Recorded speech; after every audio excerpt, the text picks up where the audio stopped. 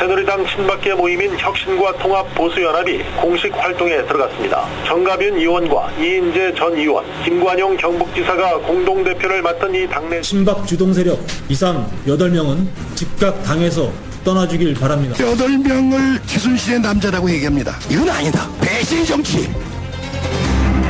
예, 새누리당 이인재 전 최고위원이 친박계 구원투수로 전문에 등장했습니다. 친박계 모임체죠. 혁신과 통합보수연합의 공동대표를 맡은 건데요. 대표직을 수락하면서 내년 대통령 경선에도 도전하겠다. 이런 뜻을 밝혔습니다. 직접 만나보죠. 새누리당 친박들의 결사체 혁신과 통합보수연합의 이인재 공동대표입니다. 이 대표님 안녕하세요. 예, 안녕하세요. 대통령에 대한 탄핵안이 의결되고 예. 친박이 이거 몰락위기 아니냐, 뭐 패족되는 거 아니냐 이런 위기 상황에서 예. 목표는 새누리당의 재건, 뭐 리모델링 이런 겁니까? 그렇습니다. 뭐 단순히 그냥 다시 뭐 뭉치기만 한다고 되는 일이 아니고 예.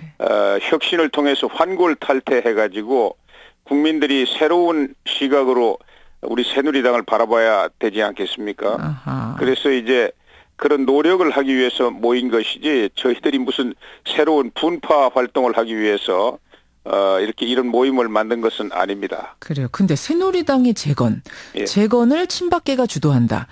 이 부분에 대해서 국민들이 어떻게 받아들일까 하는 부분입니다. 왜냐하면 대통령을 어쨌든 가장 가까이에서 보좌하고 지지해왔던 사람들이 친박인데 지금 이분들이 결사체 만들고 뭐 탄핵 주도한 사람 나가라 이러면서 저 당을 재건하겠다 할 때가 아니라 뒤로 빠지고 자중하고 사과할 때라고 보진 않으세요? 예, 이제 뭐 친박 비박 자꾸 언론에서 이렇게 규정을 하고 계시는데 예. 지금 이제 자꾸 당 안에서 예. 그런 분파적인 말씀을 하시는 분들이 바로 뭐 몇 개월 전에 당 대표 하시고 또 원내대표도 하시고 하신 분들 아닙니까?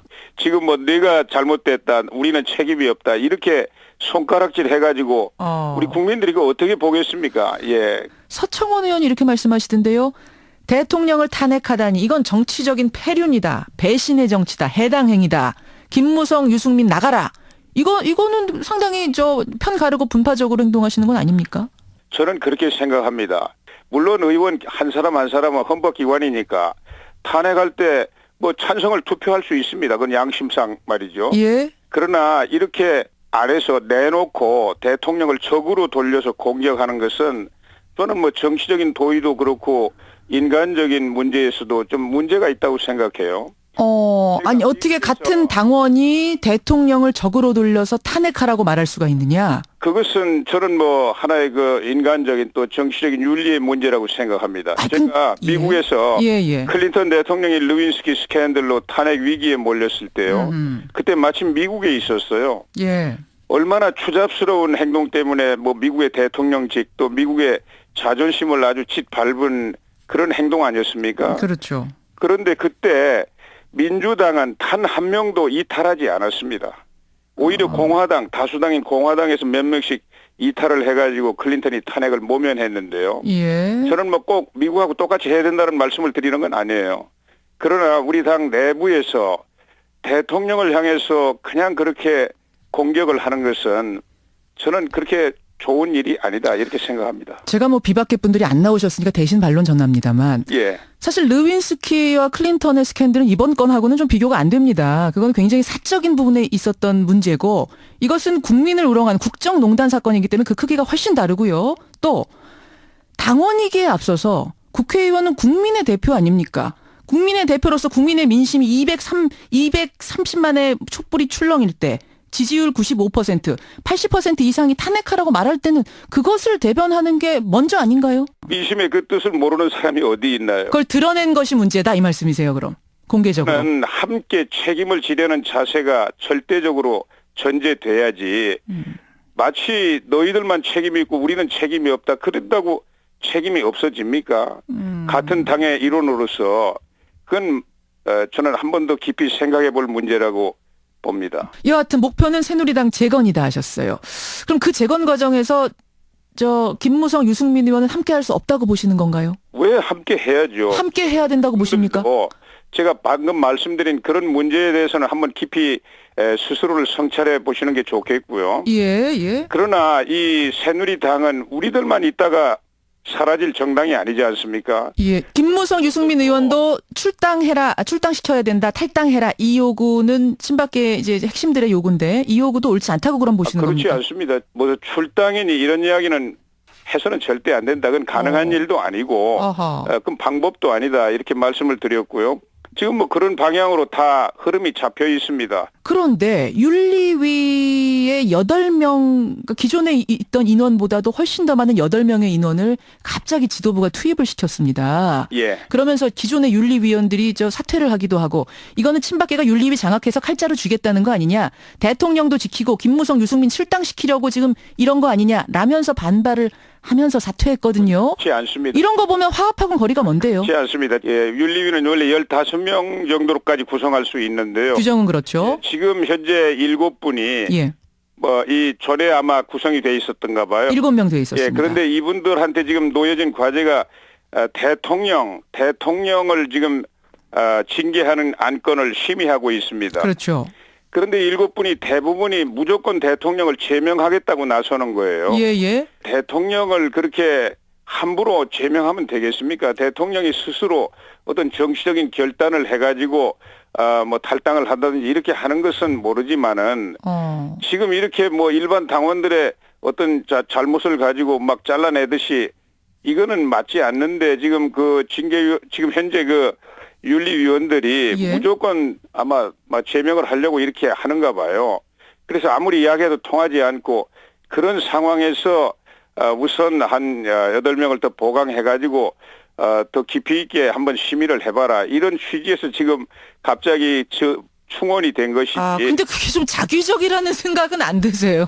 7명이 계속 운영을 하던 것을 갑자기 8명 투입시켜서 다시 논의해봐라. 굉장히 저는 7명이 말이죠. 예. 7명이 어떤 분파적인 이런 행위에 앞장서 가지고 대통령을 그냥 뭐 자르듯이 제명하려고 하는 것은 대단히 잘못된 일이라고 생각합니다. 그렇게 보십니까? 예. 뭐 국민들 보기에는 대통령도 잘못하면 제명될 수 있다는 생각을 국민들은 갖고 있는데 굉장히 당원들 생각은 좀 다르시네요.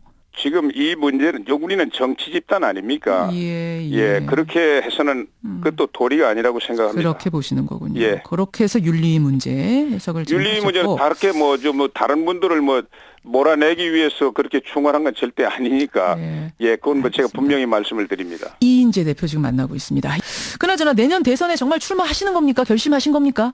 예, 지금 이번 이 사태를 겪으면서 대선이 이제 아주 가까이 왔죠. 될지 모르지만 금방 또 될 수도 있는 상황이기 때문에 저도 굉장히 고심을 많이 하고 있습니다. 저뿐만 아니라 실제로 이제 우리 당이 이제 재건되고 나면은 이제 경선이 이루어질 텐데 아마 아주 많은 분들이 출마하지 않을까 이렇게 생각합니다. 이 대선 출마를 하고 있습니다. 예. 결심하신 거는 어떤 지금의 당 상황과 좀 관련이 된 겁니까? 이 상황에서 좀 내가 나서야겠다 이런 생각을 하신 걸까요? 저는 끊임없이 많은 생각을 하고 있는데 국가적으로 큰 위기 아닙니까? 그래서 이 위기 상황을 돌파할 수 있는 강력한 리더십이 등장을 해야 되는데 저도 어떤 역할을 해야 될까 많은 고민을 하고 있고요.